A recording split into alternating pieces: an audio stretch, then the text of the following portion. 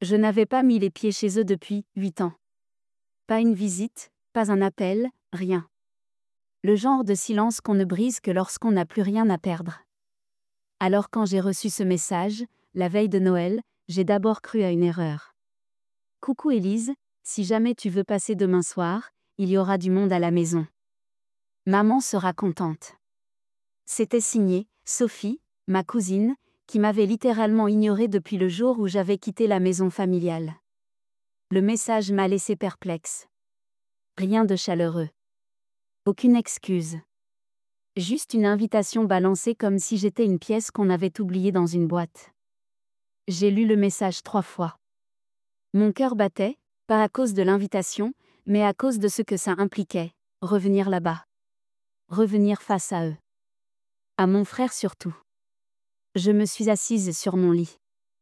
Dans ma chambre, tout était en ordre militaire, sans surprise. Sur mon bureau, il y avait mon insigne, mon nom gravé en lettres sobres sur une plaque métallique. Une collègue est entrée à ce moment-là, m'a vu fixant le vide. Elle a souri. « Tu vas y aller, hein ?» « Je sais pas. Je pense pas. »« Pourquoi j'irais ?»« Parce que t'as gagné. » Mais eux, ils le savent pas encore. Elle n'avait pas tort. J'ai repensé à tous ces Noëls passés où Marc m'appelait la fragile, la plante verte, l'invisible. J'étais celle qu'on ignorait, qu'on moquait, qu'on ne comprenait pas. Et le jour où j'étais partie pour l'armée, il avait ri. Littéralement ri. Et toi? Dans l'armée? T'as même pas le cran de dire non à maman. Ce soir-là, j'avais juré de ne jamais revenir. Mais là, l'idée de débarquer, après tout ce que j'étais devenue. Ça me titillait. Pas par vengeance, non. Mais pour fermer une porte, une bonne fois pour toutes. Alors j'ai réservé un vol. Départ le lendemain matin. Je ne l'ai dit à personne. Je ne voulais pas de grands discours ni d'anticipation. Juste arriver. Voir. Et décider sur place si je restais ou si je tournais les talons. Avant de boucler ma valise, j'ai ouvert un coffre au pied de mon lit. J'y ai rangé mes décorations militaires, mes carnets de mission, mes photos. J'ai hésité. Puis j'ai glissé discrètement mes insignes dans la doublure de mon manteau. Pas pour les montrer. Juste pour ne pas les oublier. Je suis montée dans l'avion sans savoir si je faisais la plus grande erreur de ma vie, ou si j'étais enfin prête à leur montrer qui j'étais devenue. Et franchement, j'étais loin d'imaginer ce qui allait se passer quand j'allais franchir cette porte. Je suis arrivée dans ma vieille rue en fin d'après-midi, le 24 décembre. Le ciel était lourd, bas, gris comme le béton. Rien n'avait changé. Les lampadaires grésillaient toujours, la haie de mes parents n'était toujours pas taillée, et le portail métallique grinçait comme avant. J'ai eu un pincement au cœur. Ce n'était pas de la nostalgie. C'était un vieux réflexe, la sensation d'étouffer. Je suis restée immobile un instant. Juste là, sur le trottoir, à fixer cette maison qui n'avait jamais été un foyer. J'ai pris une inspiration. Mon manteau me couvrait jusqu'au cou, mes insignes bien dissimulés, mes pensées en ordre. J'étais prête. Enfin, je croyais. J'ai sonné. La porte s'est ouverte sur ma mère. Elle a écarquillé les yeux comme si elle venait de voir un fantôme. « Ah, tu es venue » murmura-t-elle, sans chaleur, mais pas hostile non plus. Elle m'a embrassée vite, comme on serre la main à une collègue qu'on n'aime pas trop. Dans la salle à manger, tout le monde était déjà là. Ma tante, mes 2 cousines, leurs conjoints, les enfants qui couraient partout, et Marc. Assis au bout de la table, bière à la main, ventre gonflé, l'air triomphant comme s'il avait tout réussi dans la vie. Il m'a vu. Il a ricané. Des bains, regardez qui daigne enfin honorer la famille de sa présence. Silence. Il s'est levé, est venu me faire une accolade pleine de fausse fraternité. Toujours aussi sérieuse, hein? T'as changé, t'as plus l'air de pleurer pour un rien. C'est bien. Même pas un bonjour. J'ai esquissé un sourire, serré les dents. Je n'étais pas venue pour me battre. Pas ce soir. J'ai salué les autres, me suis assise dans un coin de la table, volontairement éloignée de lui. Je sentais les regards furtifs. On me scannait. On se demandait ce que j'étais devenue. Mais personne ne posait la question. Et puis je l'ai vu, lui. Thomas. Le fils de Marc. Adolescent, grand, regard vif.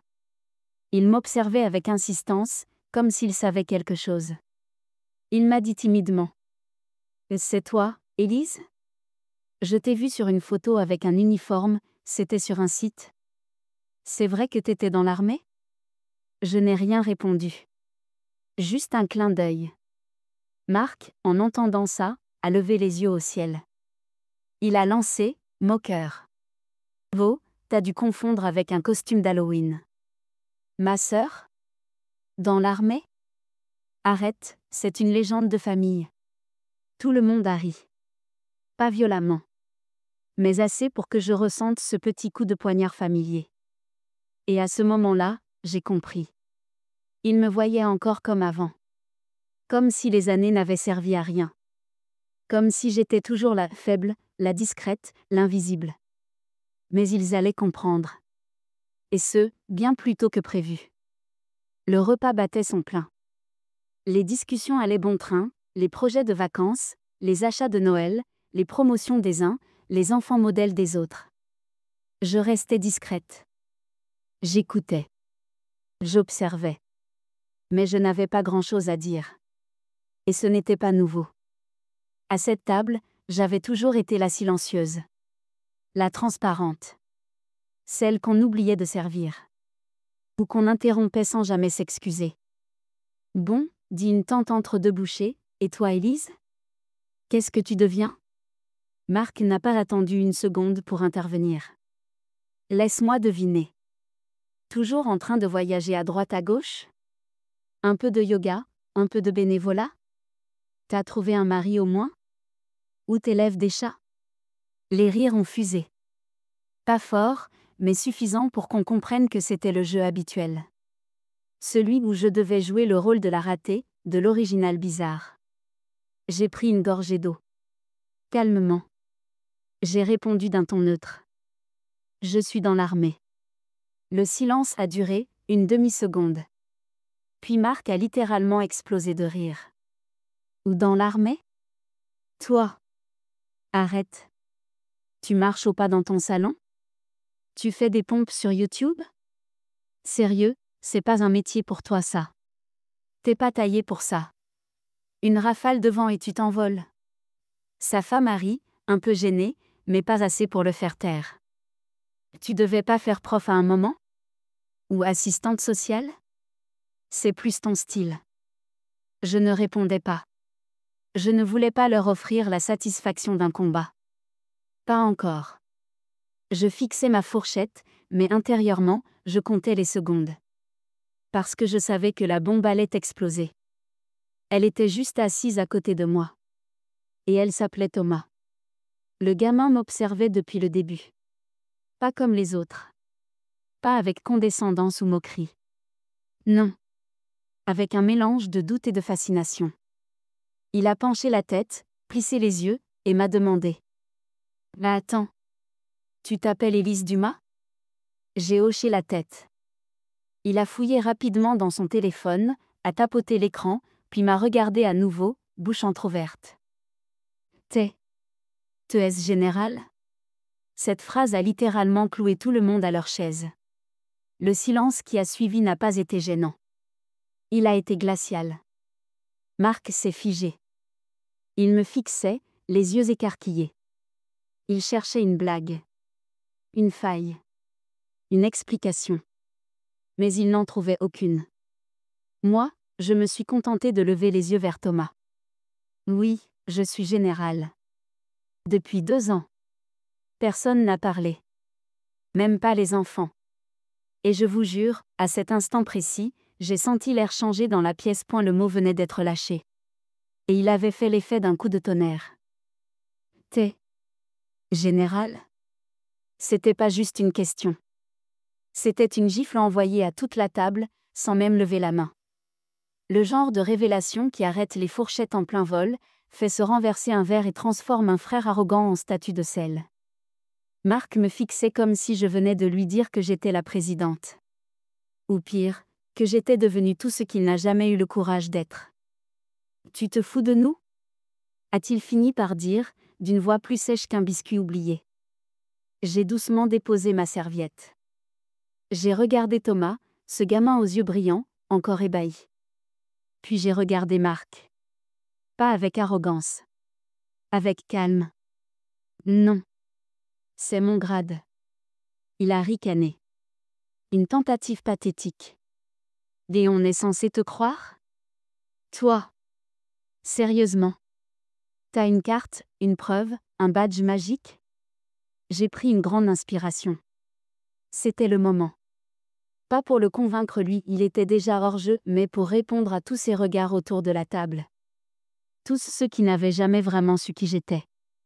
Qui n'avaient jamais cherché à savoir. Qui avaient ri parce que Marc riait. Alors j'ai ouvert mon manteau. Rien d'exagéré. Juste un geste fluide. Discret. Et dessous, parfaitement attaché à mon uniforme sobre mais impeccable, les insignes. Les vrais. Officiels. Irréfutables. Ma tante a écarquillé les yeux. Ma cousine a porté la main à sa bouche. Même ma mère a blêmi. Et dans un souffle, presque imperceptible, elle a murmuré. Mon Dieu. C'est vrai. Mais c'est Thomas qui a volé la scène. Il s'est levé, les yeux remplis de fierté. Il m'a regardé comme on regarde un héros dans un film. T'es une vraie générale ? Genre, avec des missions et tout ? J'ai souri. Oui. J'ai dirigé des troupes. Pris des décisions sur le terrain. Participé à des opérations dont tu ne verras jamais les détails dans les journaux. Marc a voulu répondre, mais rien n'est sorti. Pas un mot. Pas un rire. Rien. Juste ce silence pesant qui, pour une fois, jouait en ma faveur. J'ai jamais vu quelqu'un de ma famille faire un truc aussi grand, a dit Thomas. Il s'est approché. Et là, devant tout le monde, il m'a tendu la main. Pas pour une poignée banale. Mais pour un salut militaire. Et je vous jure, à ce moment précis, Marc a pâli comme un linge. Marc ne parlait plus. Lui qui d'habitude remplissait la pièce avec ses moqueries, ses anecdotes exagérées, ses commentaires piquants sur tout le monde, là, il fixait ma veste comme s'il y voyait un fantôme. Mais ce n'était pas un fantôme qu'il voyait. C'était la preuve vivante qu'il avait eu tort pendant toutes ces années. Franchement. C'est un déguisement, non ? Lança-t-il, à moitié convaincu par ses propres mots. J'ai failli rire. Pas parce que c'était drôle.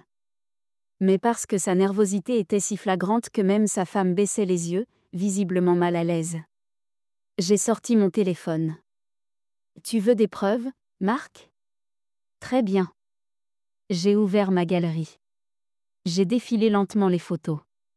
Opération à l'étranger. Décoration. Réunion en uniforme. Mission dans des zones que le grand public ne connaît que par les journaux.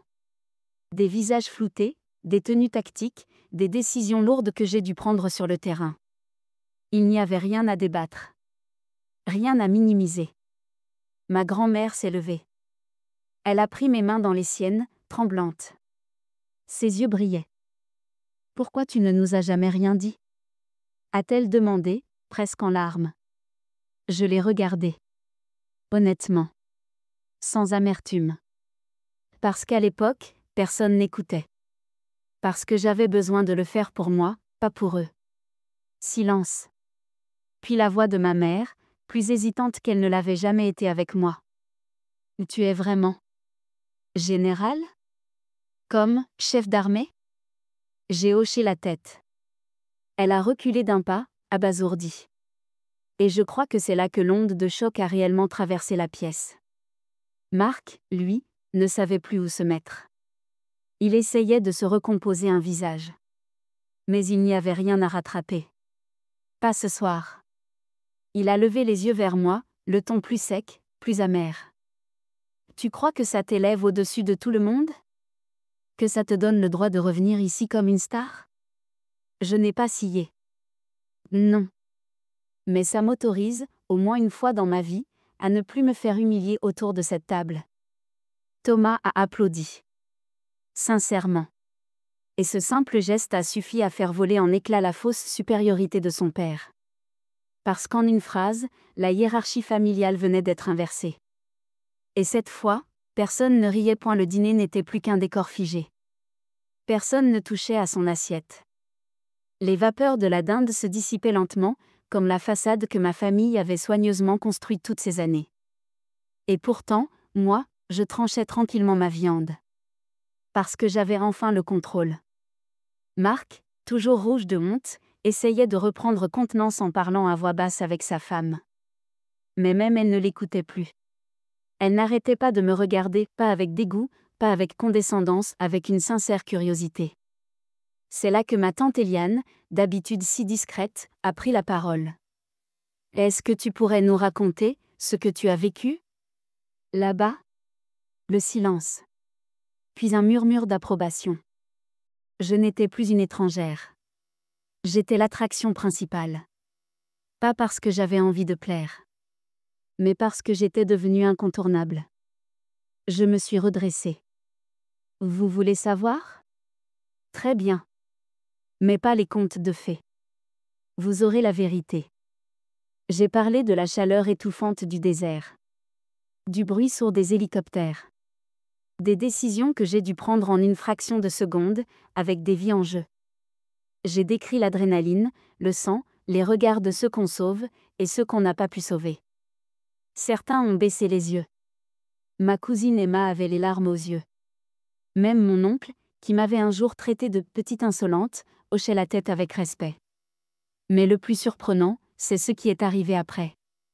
Marc s'est levé. Lentement. Il a quitté la pièce sans un mot. Et personne ne l'a retenu. Il était le roi de cette maison. Mais ce soir-là, il est parti comme un figurant oublié. Et pendant ce temps, moi, j'étais au centre de la scène. Ma grand-mère a pris mon bras. Tu as une chambre, tu sais. Toujours. Elle est restée telle que tu l'as laissée.